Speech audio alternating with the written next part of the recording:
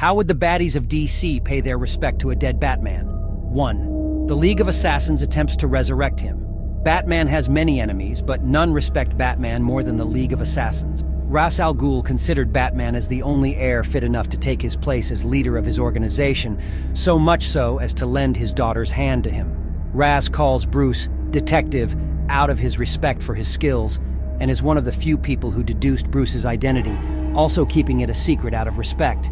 And then there's Bruce's complicated relationship with Talia al Ghul. He shares a child in the form of a bratty Damian Wayne. If Batman really did die, the League's first instinct was to try and use the Lazarus Pit on him. The League of Assassins under Talia, out of respect for Batman's loss of Jason, helps Jason recover from the hands of the Joker using the pit and training him. I would figure that the League of Assassins would do the same for him, though where this goes, we'll see. 2. Azrael becomes Batman. Azrael was always one of the more interesting villains, itself an accomplishment as many of Batman's villains are unique. Azrael as a character has a deep sense of respect for Batman as he looks over the city of Gotham and fights crime. But where the two come into contact is their deliverance of justice. Azrael, groomed by the Order of Saint Dumas, was charged with exemplifying exact justice by death in what he sees as the true ways of the Crusader. Batman does not approve of such actions and often conflicts with one another as much as they work with each other. Azrael has assumed or contested the Batman mantle quite a few times.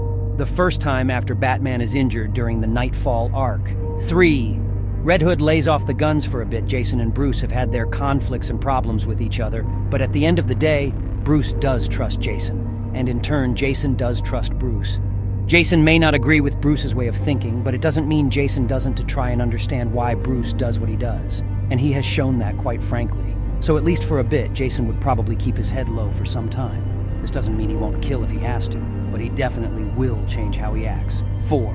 Catwoman looks after what's left of Bruce's domain. Yeah, no secret. These two have a feisty on and off relationship that's currently on as we speak. But by the time Bruce dies, I really doubt Catwoman has any reason to continue being Catwoman. She probably would already have access to Bruce's properties as a result of his death along with his family. She probably just hung the cat ears and looked after what property and family Bruce left behind.